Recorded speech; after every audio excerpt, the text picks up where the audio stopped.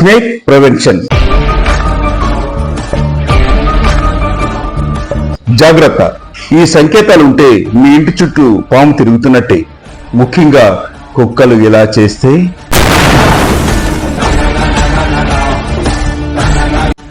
మీ ఇంటి వద్ద లేదా మీరు తాత్కాలికంగా నివసించే ప్రదేశంలో పాములు ఉంటే దానికి సంబంధించిన కొన్ని ముఖ్యమైన సంకేతాలను ఇప్పుడు మనం తెలుసుకుందాం.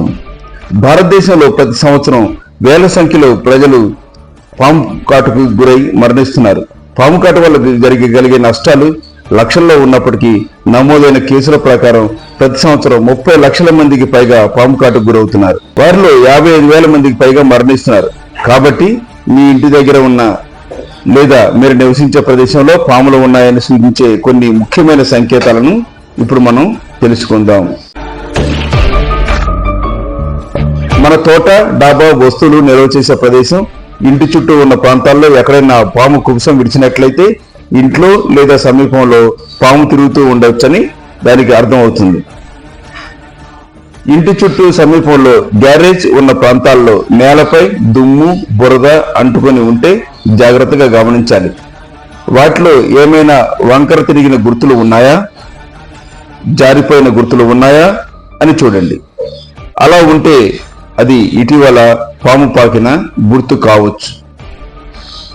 ఇంట్లో పెంచుకునే పెంపుడు జంతువులు ఇంటి చుట్టూ కొత్తగా విషకీటకాలు తిరుగుతున్నట్లయితే ముందే పసిగడతాయి. పిల్లి, కుక్క రెండిటికి ఈ సామర్థ్యం ఉంది. పిల్లి అరుస్తూనే ఉంటుంది.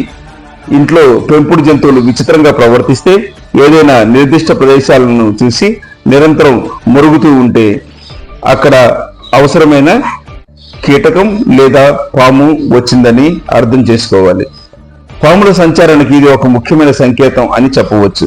కప్పలు అరుస్తూనే శబ్దం ఎక్కువగా వినిపిస్తే అది పాము సంచారానికి సంకేతం మీరు వినే ఉంటారు. అది అలా కాదు. ఇంటి చుట్టూ లేదా పెరట్లో ఉన్న కప్పలు, బల్లులు, ఎలుకల సంచారం ఉండి ఉంటుంది. అకస్మాత్తుగా వాటిలో ఏవీ కనిపించకపోతే కష్టం తీరిందని మీరు అనుకోవద్దు. కానీ అది ఇంటికి సమీపంలో పాము సంచారానికి ఒక ముఖ్యమైన సంకేతం. అక్కడ ఉన్న కప్పలు, ఎలుకలను పాము తింటుంది. కాబట్టి కొంచెం జాగ్రత్తగా ఉండండి. పాములు ఆశ్రయం పొందడానికి సొంతగా ఎలాంటి రంధ్రాలు లేదా కన్నాలు చేయవు. బదులుగా అవి ఎలుకలు ఉండే బొరియలు, చెదపురుగులు, ఇతర కీటకాలు చేసిన రంధ్రాల్లోకి వెళ్లి ఆశ్రయం పొందుతాయి. చిన్న గుండ్రని రంధ్రాలను చూస్తే వాటికి దూరంగా ఉండండి. తలుపులు, సందుల్లో, షెడ్ ప్రాంతాలైన వాటిలో ఇవి నివసిస్తాయి. అంతేకాకుండా ఈ రోజుల్లో కార్ల లోపల, బూట్లలో కూడా దాక్కుంటున్నాయి. కాబట్టి వాటిని పరిగణలోకి తీసుకుని పాములు ఉన్నాయో లేదో త్వరగా కనుక్కోవాలి. నేను చెప్పిన ఈ సూచనలను జాగ్రత్తగా గమనించండి. ఈ వీడియో కనుక మీకు నచ్చితే లైక్ చేయండి, షేర్ చేయండి, కామెంట్ చేయండి. సదా మీ సేవలో లైఫ్ సీక్రెట్ 69. Thank you. ధన్యవాదాలు.